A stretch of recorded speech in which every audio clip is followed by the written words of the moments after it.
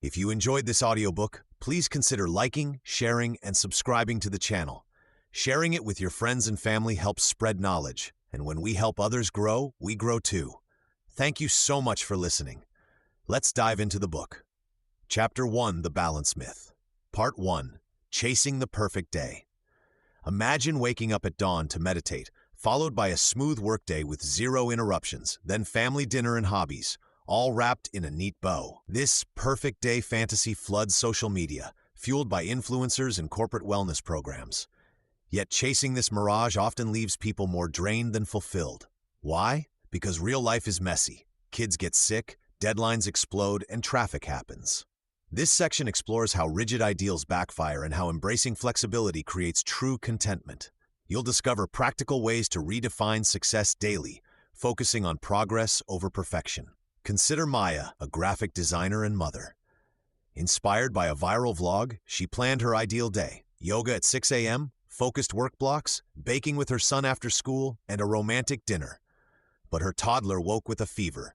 Client revisions piled up. The oven malfunctioned. By bedtime, Maya felt defeated, thinking, "Why can't I get this right?" Her frustration mirrors studies showing that inflexible routines amplify stress when disruptions hit. Research confirms that expecting flawless days sets people up for self-blame. What if Maya measured success differently? Instead of a checklist, she could ask, "Did I handle surprises with patience?" Or what small victory mattered today? Maybe comforting her sick child became the day's highlight. Raphael, a nurse, used to beat himself up over missed workouts until he shifted focus. Now he celebrates micro-wins, a 10-minute walk between shifts or calling his sister during lunch. This mindset, inspired by habit science, builds resilience. Perfection demands control. Contentment thrives on adaptability. Notice how media sells balance as equal time slices. Ads show parents grinning over spotless kitchens after effortless remote work. Rarely do they depict school calls, interrupting meetings, or takeout nights. These curated images distort reality.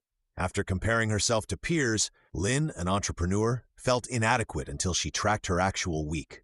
She realized her unbalanced days included mentoring interns, which energized her, and skipping emails for her daughter's play, which brought joy. Her values didn't match the generic ideal she'd absorbed. How does your definition of a good day align with your deepest priorities? Write 3 non-negotiable elements for you, not society's version. For Kenji, a teacher, it's reading before bed, even for 5 minutes. For Aisha, a CEO, it's texting her best friend daily. These tiny anchors matter more than grand plans. Case in point, when Elijah's startup failed, he judged his days harshly until listing small survivals: a home-cooked meal, laughing with his partner. That list became his compass. Burnout research reveals that rigidity accelerates exhaustion. People recover faster when they trade should for good enough. A tech worker, Sophia, scheduled rigid, deep work blocks but constantly overran them. After adopting time management strategies, she set 90-minute focus sprints, then stopped, even mid-task. Unfinished? She noted where to resume tomorrow. Her productivity soared because she honored her limits. What unfinished task can you peacefully release today? Life's unpredictability isn't failure, it's data. A canceled meeting becomes bonus time for a walk. A delayed flight allows journaling. Studies of high-performing teams show adaptability correlates more strongly with satisfaction than precision. Tomorrow, try rating your day by energy levels, not checked boxes. Did you feel engaged, connected? That's the real measure. As we'll see next, your unique life demands a custom blueprint, not someone else's highlight reel. Part 2. Why balance looks different for everyone. Imagine trying to fit everyone into the same pair of shoes. Some feet would blister, others would swim in extra space. Balance works the same way. It's deeply personal, shaped by your unique life ingredients. Consider family needs, career demands, values, and cultural roots. What fuels one person drains another. This section reveals why copying someone else's routine often backfires. Instead, you'll learn to design a rhythm aligned with your reality. Through relatable stories, we'll explore how honest self-appraisal frees you from comparison traps. Ready to define balance on your terms? Take Ben, a 24-year-old software engineer. He thrives working late nights, then unwinds with weekend hiking trips. His balance includes intense work bursts followed by adventure. Contrast this with Priya, a nurse with twin toddlers. Her enough means leaving shifts on time for bedtime stories, even if it slows promotions. Ben's freedom looks chaotic to Priya. Her routine would stifle him. Neither is wrong. Their stages and responsibilities differ. What does your current life season demand from you? Cultural expectations also shape balance. Carlos, raised in a close-knit Mexican-American family, dedicates Sundays to extended family meals. His boss, Elena, values solitary Sunday planning sessions as her reset button. Carlos sees Elena as disconnected. Elena views Carlos as distracted. Both feel judged until they recognize their cultural lenses. Research shows collectivist cultures often prioritize family time, while individualistic ones emphasize personal goals. Where do your roots influence your balance ideals? Values act as invisible guides too. Layla, a graphic designer, measures success by creative freedom. She declined a high-paying corporate job to freelance, trading security for flexibility. Her friend Amir, an immigrant supporting parents abroad, chose stability over passion. Layla's balance includes sketchbook time. Amir centers on financial safety nets. When Layla envied Amir's salary, she paused. Does his path align with my core needs? Try this. List 3 non-negotiable values. How do they redirect your energy? Self-awareness is your compass here. Studies of burnout recovery highlight that people who audit their true priorities, not societal shoulds, rebuild sustainable rhythms. After hitting exhaustion, Maya tracked her energy for a week. She realized client lunches drained her, but coding energized her. She outsourced lunches to a colleague and reclaimed 2 hours daily. Small, honest tweaks beat grand imitation plans. What activity consistently leaves you refreshed? Comparison distorts reality. Social media amplifies this. Linda scrolled through perfect balance posts while breastfeeding at 3 a.m., feeling inadequate. Yet those posts hid struggles like marital stress or insomnia. Psychologists note that comparing insides to others' outsides fuels dissatisfaction. Linda started a balance diary, noting moments of contentment, reading to her baby, finishing a work report. Gradually, she defined her enough. Where does comparison most distort your self-view? Practical step. Sketch your balance blueprint. First, identify non-negotiable elements, e.g. weekly family dinner. Next, note negotiable areas. Can delay laundry for a walk. Finally, audit 1 week. What felt aligned? What caused resentment? Adjust incrementally. Ben blocked no meeting Fridays for hikes. Priya automated grocery deliveries to protect story time. Both used tiny changes to honor their uniqueness. Your version of enough isn't static. It shifts with parenthood, promotions, or aging parents. The key is regularly checking in without judgment. As we'll see, ignoring these shifts risks burnout. But for now, embrace this truth. Balance isn't a universal formula. It's the art of listening to your life's distinct melody. Part 3. Lessons from burnout. Many of us push through exhaustion, believing it's temporary. Yet ignoring our needs often leads to burnout, a state of deep fatigue where even small tasks feel impossible. This section shares honest stories of those who hit their breaking point, revealing how relentless productivity demands drain joy and health. You'll learn to spot early warnings, understand recovery paths, and gain simple tools to protect your well-being. These lessons offer clarity and hope for anyone feeling trapped by constant pressure. Consider Anya, a software engineer who loved solving complex problems. For months, she worked 70-hour weeks, skipping meals and workouts to meet deadlines. Slowly, her enthusiasm faded. She snapped at colleagues over minor issues and lay awake worrying about unfinished tasks. When she caught herself crying over a misplaced coffee cup, she realized this wasn't ordinary stress. Burnout had detached her from work she once found meaningful. Her body was signaling what her mind ignored. Chronic overwork erodes passion. What physical or emotional signs might you be dismissing? Research confirms burnout stems from 3 factors: emotional depletion, detachment from responsibilities, and a sense of inefficacy. Take Leo, a teacher who spent evenings grading papers while checking work emails. He stopped attending his daughter's soccer games, telling himself, "This busy phase will pass." But as his cynicism grew, he began resenting students who asked questions. The turning point came when he forgot a parent-teacher conference, a commitment he'd never missed before. His exhaustion wasn't just fatigue, it was a loss of identity. How have your responsibilities slowly crowded out activities that define you? Recovery starts with recognizing that rest isn't laziness, it's repair work. Anya began blocking 8 p.m. to 8 a.m. as device-free hours, initially feeling guilty. Within weeks, better sleep improved her focus, and she delegated low-impact tasks. Leo implemented protected Saturdays with his family, letting school calls go to voicemail. Both learned to pause before agreeing to new requests, asking, "Does this align with my core priorities?" Small boundaries created space for renewal. Where could you carve out uninterrupted recovery time? Practical strategies prevent relapse. Schedule short breaks every 90 minutes. A walk, deep breaths, or staring out a window. This completes the body's stress cycle, unlike scrolling through news feeds. Audit commitments quarterly. Drop one activity that drains more energy than it returns. Practice saying, "I need to check my calendar before accepting requests," creating buffer time.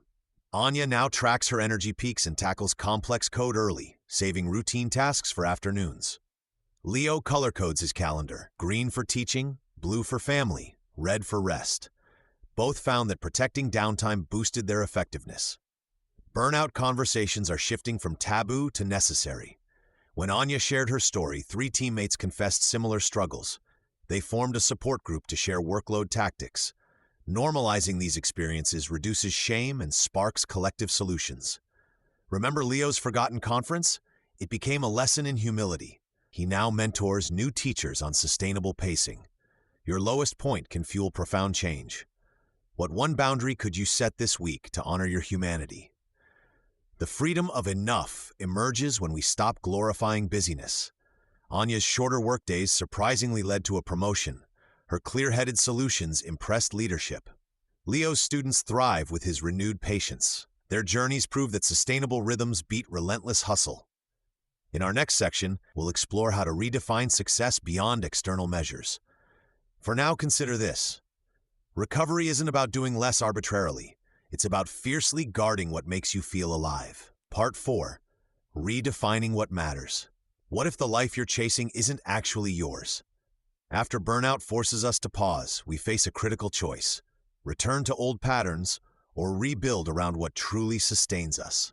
This section offers practical tools to distinguish between society's script for success and your authentic values. You'll discover how to spot the difference between urgent demands and meaningful actions, using simple methods proven in workplaces and homes. Through relatable stories and reflective prompts, you'll design a personal compass for decisions, one that transforms exhaustion into energy. The reward? Waking up excited for your days, not drained by them. Consider how Priya, a marketing director, spent years chasing promotions. Her breaking point came when she missed her daughter's first ballet recital for a client call that got canceled. She realized her urgent tasks, emails, meetings, performance metrics, were overshadowing what mattered: being present for family and creative projects. Priya started blocking 2 uninterrupted hours each morning for deep work on campaigns she loved, declining meetings before 10 a.m. Within months, her team's creativity improved and she gained evenings free. What urgent tasks currently override your important moments? External validation often masquerades as success. Think about Ben, who left his law firm after noticing his anxiety spiked each time he compared his salary to peers. He now runs a smaller practice specializing in environmental cases, work that aligns with his core belief in stewardship. His income dropped 30%, but his sense of purpose soared. "I traded gold nameplates for golden sunsets during evening hikes," he says. This shift from impressing others to expressing myself is crucial. Try this tonight. List activities filling your week. Draw 3 columns. 1. Mandatory, e.g. taxes, critical deadlines. 2. Meaningful, reading to your child, skill building. 3. Misdirected, e.g. scrolling social media, unnecessary meetings. Most find over half their time falls into column 3. Leo, the teacher from our burnout story, used this method and replaced 4 hours of weekly grading with student-led peer reviews, freeing time for his pottery class. How could redistributing your hours change your energy? Bold changes seem intimidating, but small adjustments compound. Maya, a nurse, felt trapped by 12-hour shifts until she identified her non-negotiable value: daylight hours outdoors. She negotiated 3 shorter shifts weekly, using saved mornings for gardening. Her clinic accommodated this because she covered unpopular weekend hours, a win-win. Like Marie Kondo's principle for tidying, ask, Does this activity spark fulfillment? If not, what minimal step could reduce it? Society whispers that success means exponential growth, more money, bigger roles. Yet Elena, a tech CEO, deliberately shrank her company from 100 to 40 employees to reject toxic hustle culture. Profit margins tightened initially, but employee well-being and product quality skyrocketed.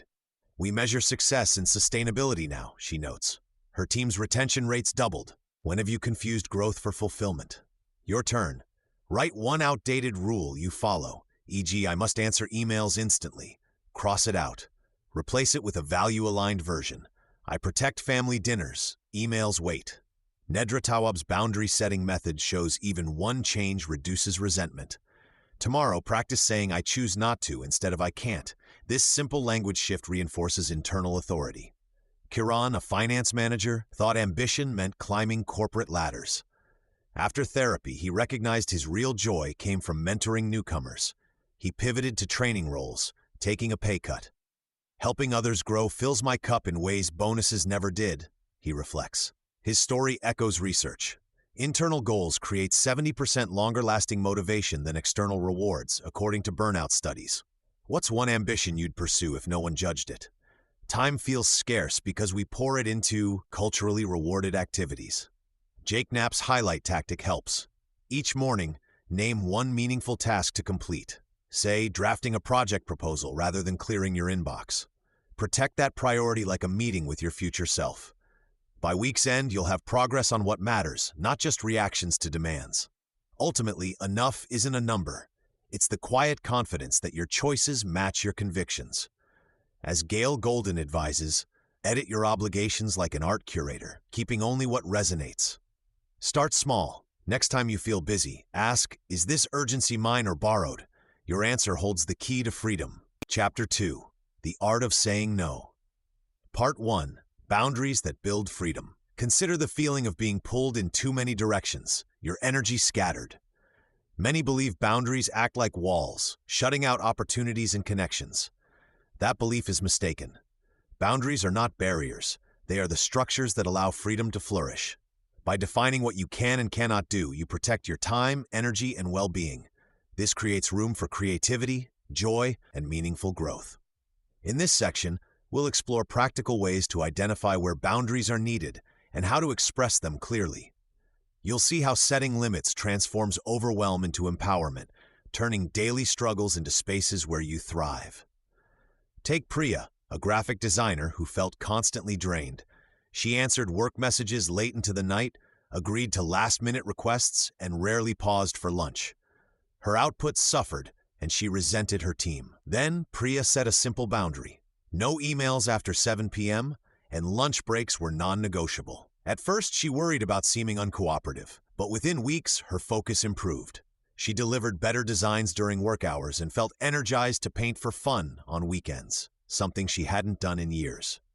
What parts of your life, like Priya's lunch break, are currently neglected? Boundaries work because they convert chaos into clarity. Without them, time leaks away on minor tasks, leaving little for what truly matters. Think of boundaries as the banks of a river. They don't stop the water. They guide its flow. Start by noticing where resentment or exhaustion builds. If you dread certain calls or feel guilty saying yes, that's a signal. For instance, Carlos, a teacher, kept attending weekly committee meetings that conflicted with his daughter's soccer games. He finally said, I can contribute via email, but I need Thursdays for my family. The committee adjusted, and Carlos reclaimed joy in parenting. What obligation makes you sigh each time it appears on your calendar? Communicating boundaries requires kindness and firmness.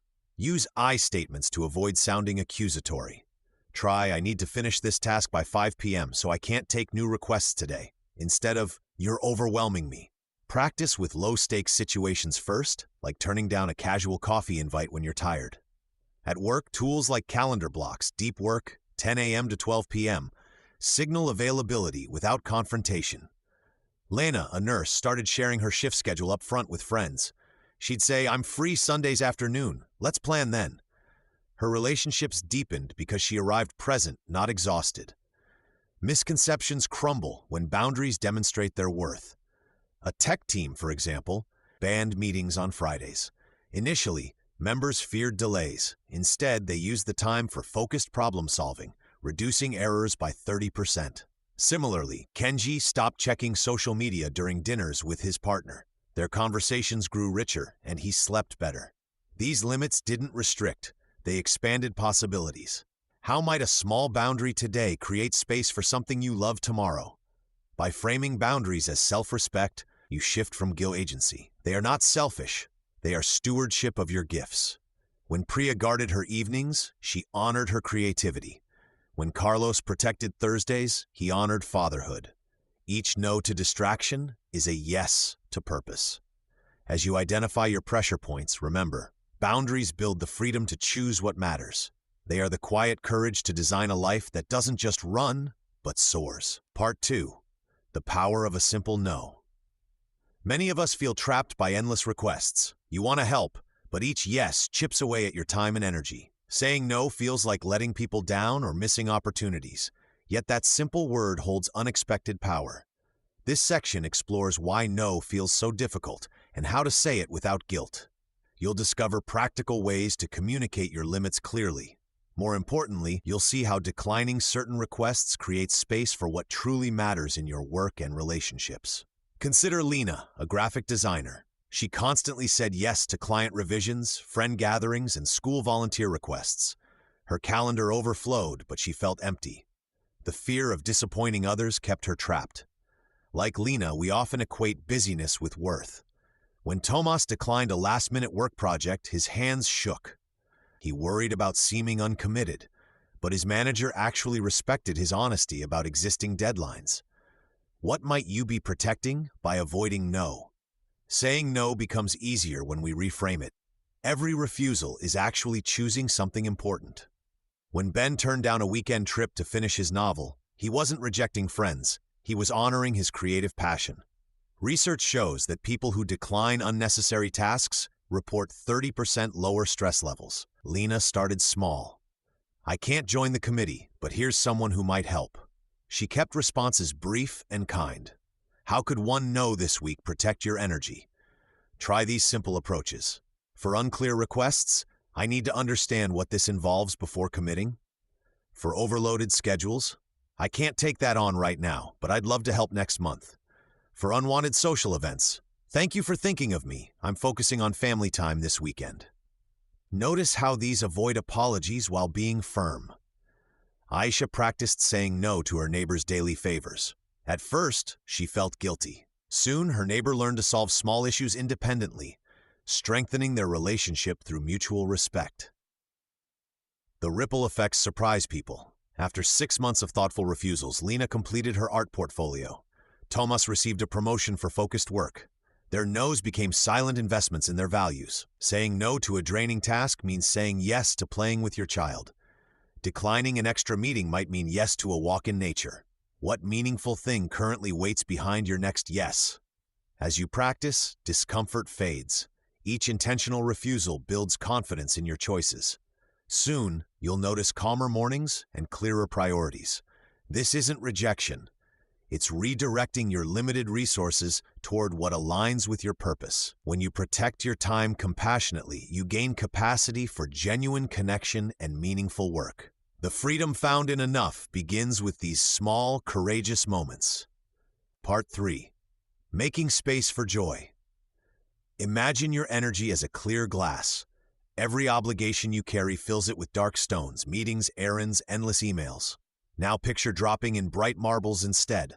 Laughter with friends, quiet moments reading, baking cookies with your niece. That's what happens when you protect your time. This section shows how no to demands becomes yes to living. You'll learn why science proves leisure isn't lazy and how ordinary people transformed exhaustion into delight by guarding their hours. Try one tiny change this week. Notice what blooms in the freed space. Leo felt constantly tired. His weekends vanished in chores and helping neighbors. After reading about time boundaries, he declined 3 non-urgent requests. That Saturday, he visited the botanical garden, something he'd postponed for years. Breathing in damp soil and orchid scents, Leo realized his shoulders weren't hunched. For the first time in months, he noticed birdsong. Small pauses like this lower stress hormones, studies confirm. Neuroscientists find even 20 minutes of daily useless joy strengthens resilience. What quiet pleasure have you delayed that might recharge you today? Mira, a nurse, canceled her unused gym membership. Instead, she dances in her kitchen for 15 minutes while dinner cooks. This shift, replacing guilt-driven routines with activities she loves, sparked unexpected creativity. She started sketching patients' flowers during breaks. Joy thrives in unplanned moments, not grand plans. Researchers call this effortless engagement. When people schedule play like work, it loses its magic. Where could you swap obligation for spontaneity? Try saying no to one rigid task this month. Replace it with curiosity. Doodle, cloud watch, or call someone who makes you snort laugh. Boundaries protect these experiences. When Priya stopped checking emails after 7 p.m., her children noticed. You laugh more during stories, her daughter said. That open hour became board games or silly puppet shows. Leisure isn't selfish, it's relational fuel. Psychologists tracking happiness found shared lightheartedness deepens bonds more than shared duties. Families who prioritize play report 34% higher satisfaction. What drained commitment could you gently release to nurture connection? Start microscopic. Ben committed to 10 minutes of unimportant fun daily. Some days, he blew soap bubbles off his balcony. Others, he replayed his favorite guitar riff. Within weeks, he felt less irritable during work calls.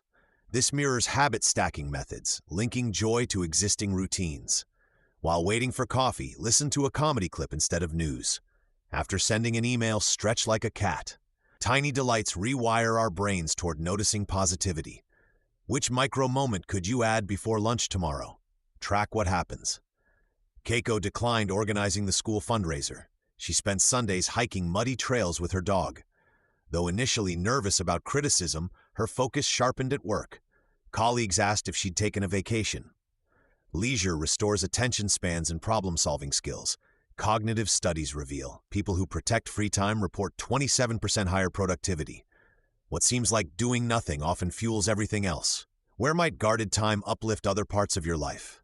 Some feel uneasy at first. Empty space feels risky when we're used to overfilling it. But nature abhors a vacuum. So does joy. It rushes into margins we preserve. That discomfort? It's the sound of old habits cracking. New rhythms take hold. Reading poetry on the porch, teaching your grandpa video calls, trying that souffle recipe. Each no carves room for yes. What color would your joy be if it had space to grow? Part 4. Letting go without guilt. Guilt often shadows our steps when we say no or step back. It whispers that we're letting others down, failing our duties, or being selfish. But what if that guilt is misplaced? This part explores why we feel guilty and how to work through it. You'll learn where guilt comes from and discover compassionate ways to release it. Meet people who've moved from guilt to freedom. Gain practical steps to reframe self-criticism and celebrate your courage. Letting go isn't failure. It's a vital act for a fuller, more joyful life. Many of us inherit guilt from childhood rules. Families might teach that rest equals laziness, or cultures equate busyness with worth. Take Omar, a father who canceled coaching his son's soccer team. His own dad had coached 3 teams while working nights. Omar felt shame until he asked, "Whose voice is this guilt?" Recognizing borrowed expectations helped him see his fatigue wasn't weakness. What old messages fuel your guilt today? Guilt thrives on distorted thoughts. I must do everything, or they'll think I'm uncaring, are common traps. Anna, a project manager, constantly covered colleagues' tasks. When she declined, her inner voice accused, "You're failing the team." She began swapping should for could. I could help, but I choose my health. Within weeks, her team adapted, and she slept through the night. What negative phrase plays in your mind when you say no? Small actions build guilt-free release. Start by listing activities that drain more than they give. Kira, a baker, wrote attending monthly book club on hers. She loved books but dreaded the late drives. After quitting, she started reading in her garden. The group still meets without her. Her joy became her compass. What commitment drains you? How might releasing it create space? Self-kindness anchors change. When Ben stopped hosting family holidays, his mother protested. He acknowledged her disappointment but held firm. Each time guilt surfaced, he'd place a hand on his heart and whisper, "This rest makes me kinder to you." His mother later admitted the smaller gatherings felt cozier. How could treating yourself gently transform your relationships? Notice guilt's physical signs: tight shoulders, shallow breath. These signal it's time for what researcher Celeste Headley calls productive stillness. When Priya feels guilt rising after declining overtime, she pauses for 5 breaths. "I honor my limits," she repeats. This simple reset reminds her that protecting energy helps everyone. Where in your body does guilt live? Celebrate courageous no's like victories. Leo framed the email where he resigned from a toxic committee. It hangs near his desk inscribed, "This gave me back Tuesdays." Every glance reinforces that letting go isn't loss, it's reclaiming life. What recent act of self-care deserves your quiet applause? Remember, guilt fades when purpose leads. Boundaries expert Nedra Tawwab notes that clear values simplify release. Maya left her law career to teach yoga. Though others questioned her choice, she focused on her why: presence over prestige. 2 years later, her chronic back pain vanished. What core value makes your no worth temporary discomfort? As you practice, guilt loses its grip. What seemed selfish becomes wisdom. Your courage to let go plants seeds for others' freedom too. Chapter 3. Habits that shape our days. Part 1. Small changes, big impact. Imagine waking up each day feeling in control of your time, energy, and priorities. This section reveals how minor adjustments to daily routines can fundamentally reshape work-life harmony. You'll discover why tiny habits outperform drastic life changes. Learn from people who transformed overwhelm into calm through simple shifts and gain practical tools to immediately apply. The science-backed strategies here require minimal effort but yield compounding rewards over time. Consider how Priya, a project manager, constantly felt drained by evenings. She tried overhauling her schedule twice before failing. Then she started with one change: a 5-minute morning planning session. Each day she'd write just one professional priority and one personal intention. Within weeks, this tiny habit helped her spot time wasters and protect moments for family walks. Small changes stick because they bypass our brain's resistance to disruption. Neuroscience shows that repeating simple actions builds neural pathways, making behaviors automatic. What's one micro-habit you could start tomorrow? Ravi's story illustrates this power. Working in tech support, he averaged 60-hour weeks. After reading about habit stacking, he added a 2-minute breathing exercise after his existing habit of brewing afternoon coffee. This mindful pause reduced his stress spikes. Soon, he naturally began delegating minor tasks, reclaiming 3 weekly hours. Like compound interest, these incremental gains accumulate. James Clear's research confirms that improving just 1% daily leads to 37-fold growth in a year. Which existing routine could you attach a beneficial micro-habit to? Effective tiny habits share 3 traits. They take under 2 minutes, require minimal willpower, and provide instant satisfaction. Try these research-backed starters. Morning anchor. Before checking devices, drink a glass of water while looking out a window. This hydrates your body and creates mental space. Reset breaks. Set a phone reminder for 3 deep breaths every 2 hours. Studies show this lowers cortisol levels. Evening transition. Place your phone in a drawer while dinner cooks. Physical separation from screens improves sleep quality. Track progress visually. When Elena started her no email after 8 p.m. rule, she marked successful days on her kitchen calendar. Seeing the chain motivated her during tempting moments. Celebrate small wins too. After 7 days of consistent morning stretches, treat yourself to a favorite podcast episode. How might visible tracking strengthen your commitment? Critically, focus on consistency over perfection. Missing one day doesn't break the chain. Software developer Thomas aimed for 10 minutes of lunchtime walking. When meetings interfered, he'd take a 2-minute stair climb instead. This flexibility prevented all-or-nothing thinking. Behavioral scientists find that forgiving minor lapses increases long-term adherence by 40%. What's your backup plan for hectic days? These micro-shifts create ripple effects. Priya's planning habit led to leaving work promptly twice weekly. Ravi's breathing breaks revealed his unnecessary perfectionism. By starting small, you build evidence that change is possible, creating momentum for larger adjustments. Tomorrow's section explores how these tiny habits evolve into restorative rituals. For now, ask yourself, what single 2-minute action could make today feel more balanced? Part 2. The rituals that restore us. Consider the moments that truly refill your energy. Restorative rituals act as anchors in our days, creating pockets of calm and connection amidst chaos. These intentional practices, whether physical, emotional, or social, rebuild our resilience by interrupting stress cycles. Research shows consistent rituals lower cortisol levels by 30% and improve emotional regulation. They transform ordinary actions into sacred pauses, helping us reclaim presence. Physical rituals reset our bodies. Omar, an engineer, struggled with afternoon fatigue. He began taking 5-minute micro walks around his office building after lunch, a modern take on Italy's passeggiata tradition.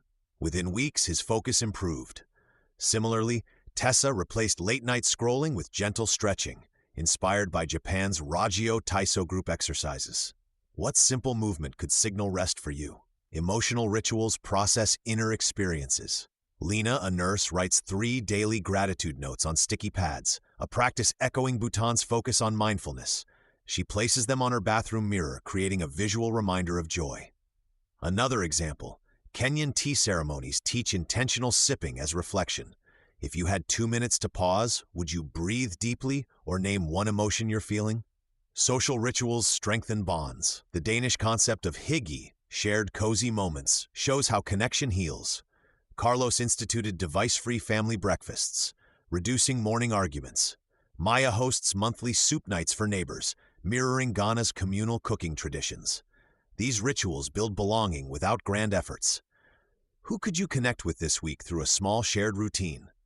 Start by choosing one ritual that aligns with your needs. Anchor it to an existing habit. Drink tea while looking out a window or text a friend during your commute. Keep it brief, even 90 seconds counts. Flexibility prevents burnout. If you miss journaling at night, try morning voice memos instead. Notice resistance. Guilt often masks deeper needs. As one study found, people who reframed rituals as fuel, not indulgence, maintained them 68% longer. Rituals transform stress into restoration. When Leo began brewing tea mindfully each afternoon, savoring steam and warmth, his headaches decreased. Before, he'd power through fatigue. Now, this ritual signals safety to his nervous system.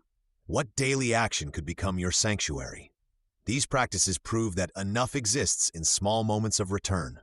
Next, we'll explore how clearing physical and mental clutter creates space for these restorative pauses. But for now, consider: what ritual could you start tomorrow to turn exhaustion into renewal? Part 3, Decluttering Your Mind and Space. Imagine stepping into a room where papers don't pile like fallen leaves, screens don't flash with urgent demands, and your thoughts flow like a quiet river. This isn't about perfection. It's about creating space for the restorative rituals we discussed earlier. Physical mess often mirrors mental chaos. A crowded desk can crowd your thinking. Studies show visual clutter raises cortisol levels, while tidy spaces improve focus.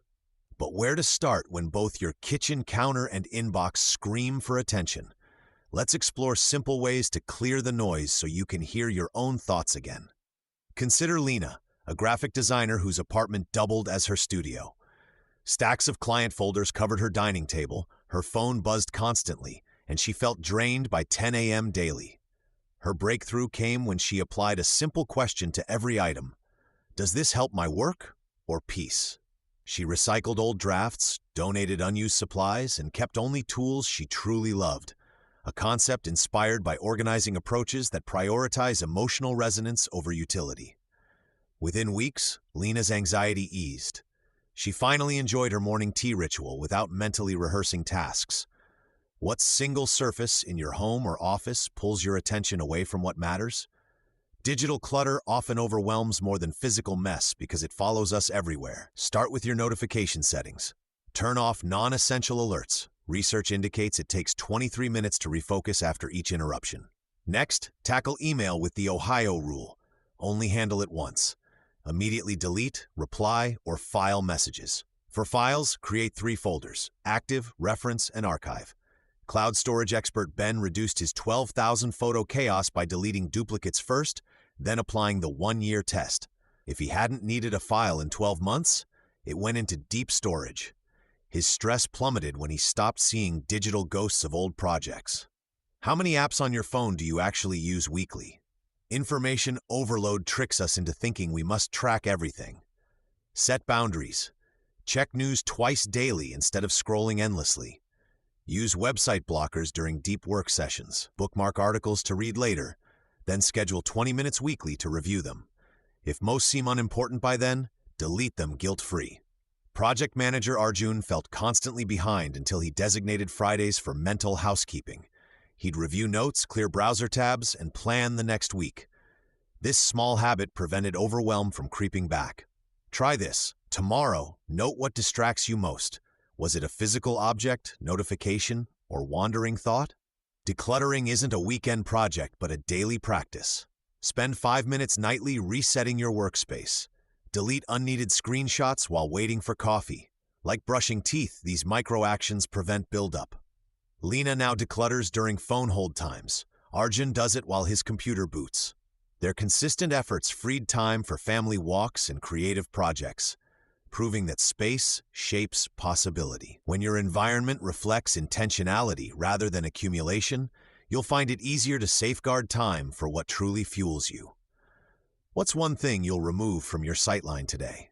Part 4. Protecting time for what matters. Time is your most precious resource, yet it often slips away unnoticed. After decluttering your physical and mental space, the next step is guarding your hours with purpose. This section shows how aligning your schedule with your deepest values creates freedom and fulfillment.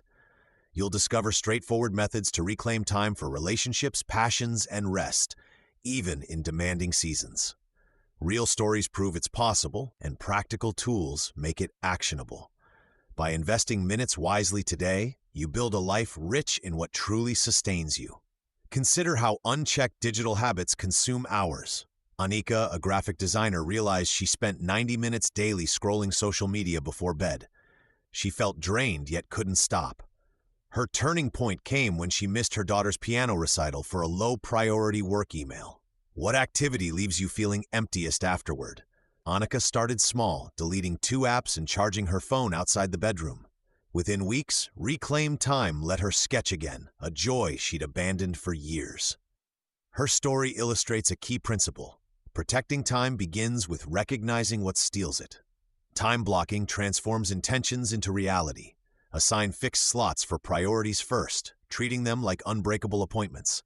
For example, Diego, a restaurant manager, blocks 7 to 8 a.m. for exercise and family breakfast. He defends this hour fiercely, saying no to early meetings. If an emergency arises, he reschedules the block, never deletes it. This method ensures essentials happen before distractions invade. Start by blocking just 30 minutes daily for your non-negotiable item, whether it's reading, walking, or calling a friend. Priority lists prevent overwhelm. Traditional to-do lists often crowd out meaningful tasks with urgent but unimportant ones. Instead, each evening, write down 1 to 3 critical actions for the next day. Lena, a teacher and parent, used to juggle 20-plus tasks daily. She switched to listing only 3: prepare lessons, help her son with homework, and walk the dog. Everything else became bonus. Her focus sharpened, and she gained evenings for pottery classes. What 3 tasks would make tomorrow meaningful if completed? Digital detoxes restore boundaries. Constant notifications fracture attention and extend work into personal life. Set tech-free zones, like meals or the first hour after waking, using phone settings to mute non-essential apps. Tom, a software engineer, silenced work alerts after 6 p.m. and scheduled email checks twice daily. His team adapted when he communicated this clearly. Within a month, his sleep improved, and he revived his woodworking hobby.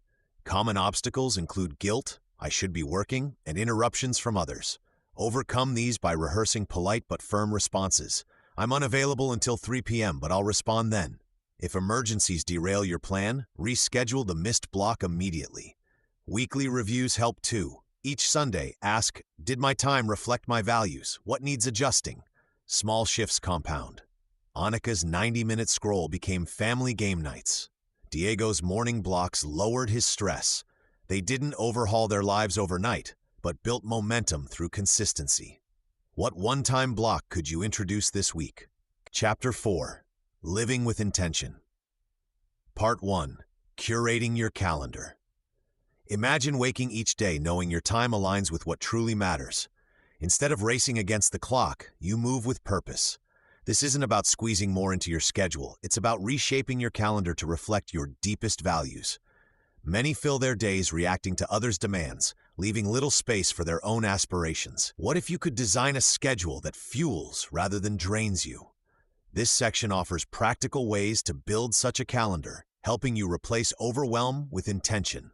You'll learn to spot time traps and craft a rhythm that honors your priorities. Let's begin. Consider how often we say yes out of habit. Leo, a graphic designer, stacked client meetings throughout his week. He believed busyness equaled productivity until he missed his daughter's piano recital. His calendar was full, yet he felt hollow. Overcommitting fragments our attention and erodes joy. Research shows that constant task switching can reduce productivity by 40%. What commitments in your life feel like obligations rather than choices? Start by auditing your calendar. Print 2 weeks of appointments. Highlight activities that energize you in green, drain you in red, and leave you neutral in yellow. For Lena, a teacher, this revealed 70% red, mostly administrative tasks. She delegated grading to teaching assistants and reclaimed 10 hours weekly. Ask yourself, if this commitment vanished tomorrow, would I recreate it? Eliminate or renegotiate anything that doesn't serve your core priorities. Build buffer zones between activities. Raj, a nurse, used to schedule patients back to back. Afternoon fatigue led to mistakes. Now he inserts 15-minute gaps after every 2 appointments. These buffers absorb delays, allow rest, and reduce stress. Try adding transition time, even 5 minutes between meetings. Notice how this prevents the domino effect of one delayed task ruining your entire day. Schedule tasks around your energy peaks, not urgency. Mornings suit analytical work for some, others thrive creatively at night. Sophia, an accountant, reserved her peak focus hours, 8 to 10 a.m., for complex audits instead of emails. Simple tasks filled her lower energy periods. Within a month, her project completion rate jumped 30%. When do you feel most alert? Guard those hours for demanding priorities. Transformation emerges from small adjustments. Take Arjun, who worked 60-hour weeks. He began blocking Friday afternoons for hiking, no exceptions. Initially, colleagues resisted, but his renewed focus improved decision-making and his team adapted. Within 6 months, he launched a photography side business during those protected hours. What's one non-negotiable slot you could create this week? Finally, reassess monthly. Life shifts, and so should your calendar. Set a reminder to review. Does this schedule still reflect my current values? Adjust like pruning a garden, removing what no longer blooms to nurture what matters. Time is your most precious currency. Spend it where it grows. Your calendar shouldn't be a cage, but a canvas. Paint it with intention. Part 2. Finding play in the everyday. Consider your calendar now designed with purpose. Those protected blocks of time ready to be filled not just with obligations, but with lightness. Play isn't frivolous, it's fuel. Adults often sideline it, treating it as a luxury rather than a lifeline for mental sharpness and emotional strength. Yet studies show playful activities lower stress, spark fresh ideas, and rebuild our capacity to handle pressure. Think of your mind like a muscle. Constant work strains it, while play restores its flexibility. When was the last time you felt truly absorbed in something for pure enjoyment? Take Leo, a financial analyst buried in spreadsheets. He felt drained until he committed 20 minutes each morning to doodling wild patterns in a sketchbook. This simple act shifted his mindset. Solutions to stubborn work problems began surfacing during these sessions. His sketches weren't art, they were mental stretching. Soon he started hosting idea jams where his team brainstormed using silly word games. Productivity rose, and meetings felt energizing instead of exhausting. Leo discovered that play dissolves mental barriers we didn't know existed. Integrating play doesn't require grand gestures. Start small. Keep colored pencils by your desk and sketch during phone calls. Dance while washing dishes. Take a new route home and name clouds. Carlos, a nurse, began ending his shifts by blowing bubbles, a 2-minute ritual signaling his brain to switch from crisis mode to calm. His sleep improved, and he laughed more with his kids. What tiny, joyful act could become your daily signal? Play also rebuilds connections. Priya, a software developer, felt isolated working remotely. She joined a community pottery class, initially fumbling with clay. Within weeks, her classmates became friends who celebrated lopsided bowls as triumphs. That shared laughter spilled into her work. She proposed a virtual fail fest where colleagues shared humorous project mishaps. Trust grew and collaboration felt easier. Play reminds us that imperfection is human and shared joy builds bridges. Who might join you in something delightfully unpolished? Permission is the biggest hurdle. We fear being judged or wasting time, but play isn't avoidance, it's active renewal. Schedule it like Leo's sketching or Carlos's bubbles. Treat it as essential maintenance for your creativity and spirit. Notice how a 5-minute game of catch with a dog or humming a favorite song reshapes your afternoon focus. Your calendar has space, fill some slots with curiosity instead of tasks. What playful experiment will you try tomorrow? Part 3. Celebrating progress, not perfection. After finding moments of play in everyday life, we turn our attention to the milestones along our journey. Many of us chase flawless outcomes, but true satisfaction emerges when we honor each step forward. Consider how a single candle can light a room. Small victories illuminate our path more powerfully than waiting for perfect conditions. This shift reduces burnout and builds genuine confidence. You'll discover practical methods to recognize your daily progress and transform your relationship with imperfection. Let's explore how valuing effort over results creates sustainable momentum. Priya, a graphic designer, constantly reworked projects until deadlines loomed. Her pursuit of flawless designs drained her energy and strained client relationships. When she started noting daily achievements, like completing a layout draft or receiving positive feedback, her perspective shifted. She taped small celebration notes to her monitor, chose color palette in 1 hour, or client-approved first concept. Within weeks, Priya felt less pressure and more creativity. Her work improved because she allowed room for experimentation. What minor accomplishment have you dismissed today that deserves recognition? Perfectionism tricks us into believing anything less than ideal equals failure. Research shows this mindset increases anxiety while decreasing productivity. Instead, focus on measurable progress. Keep a simple notebook divided into 3 columns: date, action, and celebration. For example, Oct 3, delegated a task, enjoyed lunch break. Oct 5, left work on time, played guitar. Recording concrete actions helps rewire your brain to appreciate effort. Share these with a trusted colleague or friend, like Elias, who texts weekly wins to his sister. Their exchanges became anchors during hectic periods. Setbacks inevitably occur.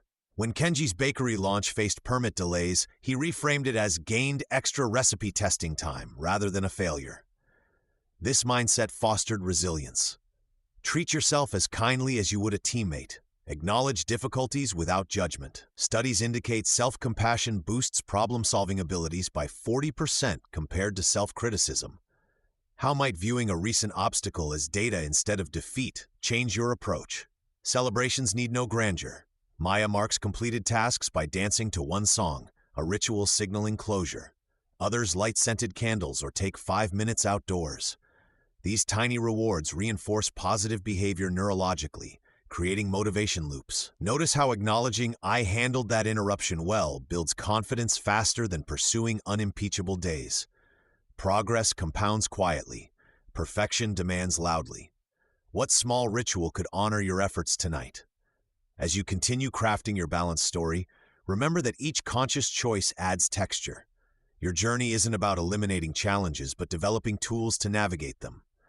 Which step forward will you honor today? Part 4. Writing your own balance story.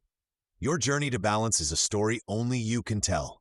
It's woven from the choices you make daily, the priorities you set, and the moments you reclaim. Think of it like crafting a personal manifesto, one that honors your values and adapts as you grow. Many find this process liberating. Take Ben, a graphic designer who felt trapped in constant deadlines. He began jotting down moments when he felt truly present, laughing with his daughter, sketching in a park at lunch. These snippets revealed a pattern. He craved creative freedom and family connection, not just career milestones. What small moments light you up inside? Ben used simple prompts to shape his narrative. First, he listed 3 recurring themes in his life: creativity stifled by routine, guilt over missed family time, and weekend exhaustion. Then he wrote 1 lesson from each. Saying no to extra projects protects my art time. 10 minutes of focused play with my daughter beats 2 distracted hours. And rest isn't lazy, it fuels better work. Finally, he envisioned his future story, a life where design work energizes me and evenings feel unrushed. Try this now. Grab paper, identify one theme, one lesson, and one aspiration. How might writing them shift your perspective? Priya, a nurse, rewrote her story after burnout. She'd measured success by others' expectations. Long shifts, promotions, always being available. Then a patient's quiet comment, "You seem tired today," sparked change. Priya started scheduling empty blocks in her calendar for walks or tea. She swapped overtime for volunteering at an animal shelter, aligning with her love for creatures. Within months, her energy improved and she mentored colleagues on setting boundaries. Her story wasn't about perfection but progress. "I traded exhaustion for moments that matter." Sharing these stories builds unexpected strength. Leo, a teacher, felt isolated in his struggle with workaholism. He joined a community group where members read aloud their balance drafts, raw, honest accounts of failures and tiny wins. Hearing others' journeys normalized his challenges. When Leo shared how he replaced Sunday emails with hiking trips, it inspired 3 peers to try similar swaps. Consider, who in your circle might benefit from hearing your truth? Your narrative is a living document. Revisit it monthly. Add new lessons when plans fail, like when Ben took on too many clients again but noticed faster this time. Subtract what no longer serves you, as Priya did with guilt over unproductive weekends. Every edit is a step toward authenticity. Now take action. Share one line of your story with someone today. Then return tomorrow and write the next sentence. What small edit will you make right now? This approach draws from multiple thinkers. Matthew Kelly's focus on satisfaction over rigid balance, Nedra Tawwab's boundary-setting techniques, and James Clear's habit tweaks. Gail Golden's Curating Your Life concept emphasizes intentional choices, while Celeste Headley's anti-overwork stance frees space for joy. Marie Kondo's decluttering principles apply to mental loads, and Bridget Schulte's time-reclaiming strategies help protect what matters.